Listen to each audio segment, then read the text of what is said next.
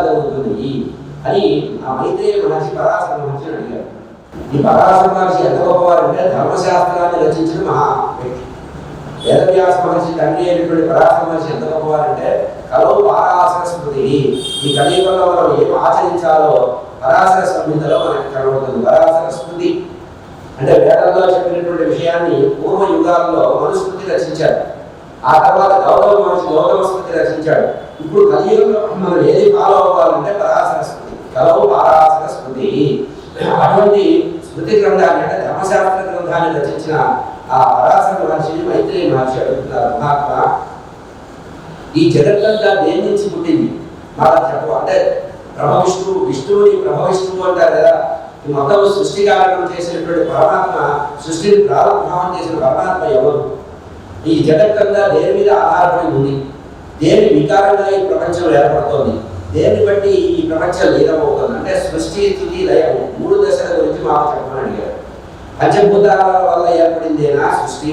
అసలు సృష్టి కారణానికి కారణం ఎవరు? సృష్టి ఏర్పడడానికి కారణం ఎవరు? అంటే మామూలుగా అనుకుంటా పంచభూతాత్మకమే సృష్టి అనుకుంటారు. మరి పంచభూతాలు కూడా ఎక్కడో ఉండాలి. అంటే పంచభూతాలను సృష్టించిన వారు ఈ సృష్టికి మూల కారణం ఏది? ఈ సృష్టి వ్యవహారానికి కారణం ఏది? ఈ సృష్టి లయానికి కారణం ఏది? అసలు పంచభూతాత్మకమే సృష్టి అనుకుంటే ఈ పంచభూతాలకు ప్రమాణం ఏమిటి? పంచభూతాలు పుట్టడానికి ఏదైనా బేస్ ఉండాలి కదా, ప్రమాణం ఏమిటి అని అడిగారు. అయితే ఇంతే కాకుండా దేవతల యొక్క అంశస్వభూతులు చాలా మంది పుట్టారు కదా, వారి గురించి కూడా తెలుసుకోవాలి. అంతేకాకుండా నలుగురు మంగళాల గురించి చెప్పండి, కల్పాలు మహాకల్పాల గురించి చెప్పండి, మహాప్రళయాల గురించి చెప్పండి, సృష్టి స్థితి లయాల గురించి చెప్పండి, 4 యుగాల గురించి చెప్పండి, ధర్మాలు గురించి చెప్పండి, రాజర్షులు దేవర్షులు వేద శాఖల గురించి చెప్పండి. ఒక క్వశ్చన్ పేపర్ ఇచ్చినట్టుగా మైత్రేయ మహర్షి పరాశర మహర్షికి అడిగాడని చెప్పి సూదపౌరాణిక వారు సౌనకాది మహాములకు నైమిషారణ్య మహాక్షేత్రంలో చెప్తే పరాశర గోవిందుడు పరాశర మహర్షి మైత్రేయ మహర్షితో చెప్తున్నారు, సాధు మైత్రేయ ధర్మజ్ఞ స్మారితో పురాతనం పితామే భగవాన్ వశిష్ఠో యదువాచః విశ్వామిత్ర ప్రయుక్తేన రక్షస భక్షితపుర. నాయన మైత్రేయ మహర్షి, నువ్వు అడిగినటువంటి సందేహం వల్ల నువ్వు ఈ విధంగా 4 సందేహాలు నా దగ్గర సంధించేటప్పటికీ నాకు అనేకమైన విషయాలు గుర్తొస్తున్నాయి. నువ్వు ఒక్క మాట గుర్తు చేస్తే మనం కూడా ఎప్పుడైనా ఎవరైనా పాత విషయాన్ని ఏదైనా గుర్తు చేస్తే అన్ని గుర్తు చేసుకొని ఆనందపడిపోయి ఎంతో మధుర స్మృతులు చెప్తూ ఉంటాం. అట్లా పరాశర చెప్తున్నారు ఆయన. గతంలో మా పితామహుడైనటువంటి వశిష్ఠ మహర్షి, ఇక్కడ పరంపర ఎట్లా ఉంది? వశిష్ఠ మహర్షి కుమారుడు శక్తి కుమారుడు పరాశరుడు కుమారుడు వ్యాస భగవానుడు కుమారుడు సూర్యవంతుడు. ఇది పరంపర. ఇక్కడ చెప్తున్నారు, మైత్రేయ నువ్వు ధర్మజ్ఞుడు అయ్యా. మా పితామహుడైనటువంటి వశిష్ఠ భగవాన్ ఉన్నాడే, ఆ వశిష్ఠుడు ఆయన జరిగినటువంటి పూర్వ వృత్తాంతం నాకు ఒకసారి చెప్పగా నేను విన్నాను. ఒకనొక సందర్భంలో వశిష్ఠ మహర్షికి విశ్వామిత్రుడికి చాలా కలహం ఏర్పడింది. ఏది? ఒకనొక సందర్భంలో కలహం ఏర్పడితే విశ్వామిత్రుడు తన యొక్క శిష్యులతో కొన్ని వందల మంది శిష్యులతో వశిష్ఠ మహర్షి ఆశ్రమానికి వెళ్ళాక, అయ్యా లోకంలో ఎక్కడా భోజనం దొరకట్లేదు, అంటే మా దగ్గర ఉండండి అని చెప్పి దృష్టాంతంగా భోజనం పెట్టాడు. పెద్ద దావత్ ఇచ్చాడు. పెద్దగా భోజనం పెడితే సాధారణంగా ఎవరైనా ఇంటికి వస్తే బాగా భోజనం పెడితే వీడికి బాగా పరిస్థితి రాకుంటారు చూసారా, వీడికి ఎంత ఉందో ఇంత పెట్టాడు, ఎక్కడి నుంచి సంపాదించాడని వాడి గురించి విపరీతంగా ఆలోచిస్తాం. విశ్వామిత్ర మహర్షి కూడా వశిష్ఠుడు గురించి ఆలోచించాడు. వీడేమో జడదాకాగా ఉన్నాడు, ఏదో నాశీనులు కట్టుకొని ఉన్నాడు, చెట్టు కింద ఆశను గుడిసెలు వేసుకొని ఉన్నాడు, మనం ఇన్ని వందల మందిని చేస్తే వీళ్ళందరికీ భోజనం పెట్టాడు, ఇంత ఐశ్వర్యం ఎక్కడి నుంచి వచ్చింది? ఇంత ఐశ్వర్యం రావడానికి కారణం ఏంటని అడిగాడు.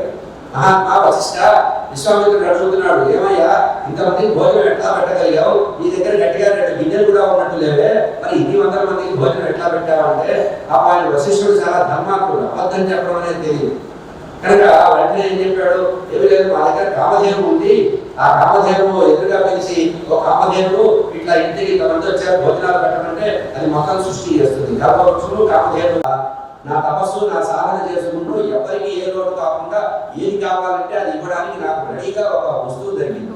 ఈ అమూల్యమైన వస్తువులు ఇవ్వను, ఎందుకంటే అది మనకి రఘువంశంలో కూడా బాగా కొన్ని కావ్యాల్లో ఈ కామధేను గురించి బాగా రాస్తారు. ఎప్పుడైతే విశ్వామిత్రుడు వశిష్ఠుడి ఈ దేని ఇమ్మన్నాడో ఆ కామధేను కళ్ళనీళ్ళు పెట్టుకుందిగా, అయ్యా స్వామి నీ దగ్గర ఉండడం వల్ల నాకు లోకంలో ఖ్యాతి వచ్చింది, వశిష్ఠుడి ఆశ్రమంలో ఉండడం వల్ల నాకు స్టేటస్ సింబల్ వచ్చింది, నన్ను అనుగ్రహించాలి దయగా చూసి కళ్ళనీళ్ళు పెట్టుకుందిగా. అప్పుడు వశిష్ఠుడు కలిగిపోయి ఏమన్నాడు, ఆ అభయం ఇచ్చాట కామధేనుతో, నేనున్నాను కదా నీకెందుకు, నిన్ను ఆదరిస్తాను, నిన్ను వదులుకోను. ఈ వశిష్ఠుడికి విశ్వామిత్రుడికి చాలా మాటలు పెరిగినాయి. ఏది తింటానికి వచ్చిన వాడు తిని పోయిన తర్వాత తిని వెళ్ళిపోకుండా ఎదురు తిరిగి మాట్లాడేటప్పటికీ ఈ రకంగా జరిగితే చాలా కథ చాలా ఉంది. ఏది చాలా యుద్ధాలు చేశాడు. ఆ యుద్ధం ఎంత చేసినా కూడా వశిష్ఠ మహర్షి తన యొక్క బ్రహ్మదండం ఉంది. ఆ బ్రహ్మదండంలో ఇట్లా పట్టుకొని నిలబడితే ఆ విశ్వామిత్రుడు రాజశేయుడు విశ్వామిత్రుడు వేసిన బాణాలని ఆ బ్రహ్మదండంలో దైవమైపోయింది. శ్రీమద్ రామాయణంలో కూడా ఈ కథ ఉంది. అయితే చివరికి విశ్వామిత్రుడు ఏం చేశాడు, అవమానం పడ్డాడు. నేను క్షత్రియుడు, ఇంత బాగా ఉన్నవాడు, ఇంత తపస్సు చేశాడు, నాకు ఇంత ఇది ఉంది, క్షత్రియ లోకంలో ఉంటాను. ఈ వశిష్ఠుడు ఏమిటి జడలు కట్టుకోనున్నాడు, నారచీరలు కట్టుకోనున్నాడు, ఈయనకి ఇంత పొగలేంటని తన యొక్క మంత్రశక్తితో ఒక రాక్షసుని తయారు చేశాడు. మంత్రంతో రాక్షసుని తయారు చేస్తే ఆ రాక్షసుడు వచ్చి ఏం చేశాడు, ఈ వశిష్ఠుడి యొక్క కుమారుడైన శక్తిని మింగేశాడు, అమాంతం మింగేశాడు. ఎందుకంటే కొడుకుకి ఇబ్బంది పెడితే కదా అతనికి పగ తీరుతుంది అని వశిష్ఠుడు ఏమీ చేయలేక వశిష్ఠుడి కుమారుడు తపస్సు చేసుకుంటున్నాడు చెట్టు కింద కూర్చొని, ఆ శక్తి అని ఆయన మింగేశాడు. అప్పుడు వెంటనే రాక్షసులందరూ కూడా జయధ్వానాలు చేశారు. ఎందుకు, విశ్వామిత్రుడి ద్వారా. చూడండి, ఒక తపస్సు చేసుకునే ఋషి వశిష్ఠ మహర్షి దగ్గరికి వచ్చి విశ్వామిత్రుడు, అందుకనే చెప్తారు ఎవరు పడితే వాడు తపస్సు చేస్తే ఫలించదయ్యా, సత్వగుణ సంపన్నుడైన వాడే తపస్సు చేయాలి, రాగద్వేషాలు లేని వాడే తపస్సు చేయాలి, కోరికల్ని జయించిన వాడే తపస్సు చేయాలి. అంటే యమము నియమము ఉన్నాయి కదా, అష్టాంగ యోగ సాధన. అష్టాంగ యోగ సాధన ద్వారా ఎవరైతే శరీరాన్ని గట్టిగా నిలబెట్టుకోగలడో, ఇంద్రియాలను వశం చేసుకోగలడో, మనసును సమర్థవంతంగా మనసుని అదుపులో పెట్టుకోగలడో వాడు మాత్రమే తపస్సు చేయాలి. ఎందుకంటే మనస్సుని నిగ్రహించలేని వాడికి తపస్సు సత్ఫలం ఉంటుంది. అంటే అర్థమేంటి, మన చేతికి ఏకపాటి శివనిస్తే ఏముంటుంది, కనబడడం వల్ల కాల్ చేస్తాము. అంటే కోతి కొబ్బరికాయ ఇచ్చినట్టు తపస్సు అనేది అంత సులభంగా అందరూ చేయదగింది కాదు. ఇక్కడ విశ్వామిత్రుడు ఎప్పుడైతే రాజర్షిగా ఉండి తపస్సు ప్రారంభించాడో ఆ తపస్సు చేత కొన్ని మలుపులు వచ్చినాయి, కొన్ని వ్యవసాయాలు వచ్చినాయి. ఈ పవర్స్ దేనికి వాడాలి, లోకంలో ఏదైనా న్యాయం చేయడానికి, ధర్మం చేయడానికి నలుగురు ఉపకరించేటట్టు ఉండాలి. ఆ ఉపకరించకుండా ఏం చేస్తున్నాడు, వశిష్ఠ మహర్షితో శత్రుత్వం పెట్టుకొని ఆయన కుమారుడిని చంపడానికి రాక్షసుడిని సృష్టించాడు. ఆ రాక్షసుడు ఏమి చేయలేక వశిష్ఠ మహర్షి ఏమి చేయలేడు. ఎందుకంటే వశిష్ఠ మహర్షి చేతిలో బ్రహ్మదండం ఉంది, ఈయనేం చేయలేదని చెప్పి ఆ పక్కన కూర్చున్న శక్తిని మింగేశాడు. మింగేటప్పటికీ అది కోపం వచ్చింది. ఆ తర్వాత ఈ వశిష్ఠ మహర్షి చాలా తీవ్రమైన కోపం కలిగి ఆ రాక్షసుని తన యొక్క తపోమహిమ చేత మంత్రదండం చేత ఆ బ్రహ్మదండంతో నివర్తింపజేశారు. ఇట్లా ఆ సమయంలో పరాశరుడు చెప్తున్నాడు, మా తండ్రి గారిని ఒక రాక్షసుడు విశ్వామిత్రుడు ప్రేరణ చేత సంహరించాడు, మింగేశాడు, మళ్ళీ వశిష్ఠుడు వారి వల్ల తగ్గారు అని చెప్పి ఈ విషయాన్ని విన్నటువంటి పరాశర మహర్షి కోపంతో ఎగిరిపోయాడు, ఊగిపోయాడు. మా తండ్రి గారిని ఇట్లా చేశాడా విశ్వామిత్రుడని కోపం వచ్చింది కదా. అప్పుడు వెంటనే ఆ వశిష్ఠ మహర్షి ఆ పరాశరుడితో మాట్లాడుతున్నారు. ఇది పురాణంలో ఉండేటువంటి చాలా గొప్ప విషయం. మూఢానామేవ భవతి క్రోధో జ్ఞానవతానుభూత. లోకంలో ఎప్పుడు కూడా జ్ఞానవంతులైన వారికి కోపం రాదు. కోపం ఎవరికి వస్తుంది, మూఢులైన వారికి వస్తుంది. ఇక్కడ వశిష్ఠుడు జ్ఞానవంతుడు, విశ్వామిత్రుడు అప్పుడు ఆ సమయంలో మూఢుడు. అందుకని ఏం చెప్తున్నాడు, మూఢానామేది భవతి క్రోధో, మూఢులైన వారికి మాత్రమే కోపం వస్తుంది, క్రోధం వస్తుంది. జ్ఞానవంతులైన వారికి, విద్యావంతుడు, మేధావంతుడు, సమర్థుడైనటువంటి వాడికి కోపం రాదు. అన్యదేకాల కర్కేణ, కోపం వల్ల ఏమొస్తుంది, శత్రుత్వం పెరుగుతుంది. క్రోధాత్ భవతి సమ్మోహ స్మృతి విభ్రమ చెప్పారు భగవద్గీతలో. ఇది ఒక స్టెప్ వస్తుందిరా. మనం ఏదైనా ఒక కోరికలు పెంచుకున్నాం అనుకోండి, ఆ కోరిక తీరితే ఇంకొక కోరిక వస్తుందిరా. కోరిక వెంట కోరిక పుడుతుంది. అంటే మనం నెయ్యి తాగినప్పుడు ఎవడన్నా ఒక నెయ్యి వేచాడనుకోండి, నెయ్యి తాగితే ఏమవుతుంది, ఇంకా దాహం అవుతుంది. దాహమై నెయ్యి తాగితే ఇంకా దాహం పెరుగుతుంది. అట్లాగే కామం అంటే కోరికని కనుక మనం తీర్చుకోవడానికి ప్రయత్నం చేస్తే ఆ కోరిక తీరితే ఆ కోరికతో కోరిక చల్లారు, ఇంకా కోరిక పెరుగుతుంది. ఆ తర్వాత ఏమొస్తుంది, ఇట్లా కోరికలు తీరకుండా ఒక సమయంలో వచ్చినట్టు కోరికలు తీరడం అనేది ఆగిపోతుంది. చిన్న చిన్న కోరికలు తింటాయి, ఆ కోరికలు పెద్దమైనవి అనుకోండి, కోరికలు తీరవు. ఆ కోరిక తీరకపోతే ఏమొస్తుందట, మోహం వస్తుందట. ఆ మోహం నుంచి ఏమొస్తుందట, క్రోధం వస్తుందట. ఆ క్రోధం నుంచి ఏమొస్తుంది, హింసాత్మకం వస్తుంది. మనం ఏదైనా లౌకికంగా చూస్తూ ఉంటాం, ఉద్యోగం చేసేటప్పుడు బాస్ ప్రమోషన్ ఇస్తే వాడు గొప్పవాడు అంటాం, లేకపోతే వీడియో ట్రాన్స్ఫర్ అయ్యేదాకా మనం ఎదురు చూస్తూ ఉంటాం. అట్లాగే లోకంలో కోరికల్ని జయించగలిగేవాడు అన్నీ జయించగలుగుతాడు. ఎవడైతే కోరికల్ని వశం చేసుకో చేసుకోలేడో వాడిని కోరిక వసం చేసుకుంటున్నారు, కోరిక వాడిని తిరిగేస్తున్నారు. కనుక కోరిక వాడిని తిరిగేస్తుంది కనుక జ్ఞానులైన వారికి కోపం పనికిరాదు. ప్రారంధం అనేది అనుభవించాలి. ప్రతివాడు కూడా ఎట్లా సమన్వయం చేసుకోవాలి జీవితంలో అంటే ప్రారంధ కర్మ అనేది ఒకటి ఉంటుంది. ఈ ప్రారంధ కర్మ ఎట్లా ఉంటుంది? గతంలో మనం చేసినటువంటి సుకృతానికి మంచి ఫలితం వస్తుంది, దుష్కృతానికి చెడు ఫలితం వస్తుంది. మనం చేసేటప్పుడు ఆలోచించాము. ఏదైనా ఒక పని చేసేటప్పుడు ఆరోగ్యానికి పనికిరాని ఆహారం తింటాము, తీరా రోగం వచ్చినప్పుడు బాధపడతాం. నాకే ఈ రోగం ఎందుకు రావాలి, ఇంతమంది ఉంటే ఈ కాలంలో షుగర్ నాకే ఎందుకు రావాలి, వేరే వాడికి ఎందుకు రావాలి.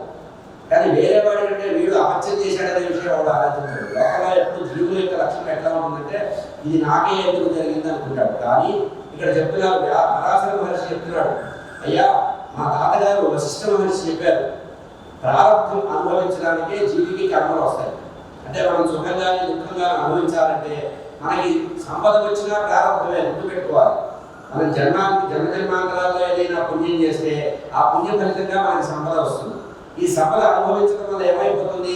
తగ్గిపోతుంది. బ్యాంక్ బ్యాలెన్స్ చెప్పు మీద చెప్పు రాస్తుంటే బ్యాంకులో ఎట్లా బ్యాలెన్స్ అయిపోతుందో ఈ మనం గతంలో చేసిన పుణ్యం కూడా వాడుకోవడం వల్ల వెళ్ళిపోతుంది. అందుకని బుద్ధిమంతులైన వాడు ఏం చేస్తారట? ముందు పాపాన్ని అనుభవిస్తారు, తర్వాత పుణ్యాన్ని అనుభవిస్తారు. ఈ పాపాన్ని అనుభవిస్తే ఏమవుతుంది? వ్యాధి రూపంలో పాపం పోతుంది.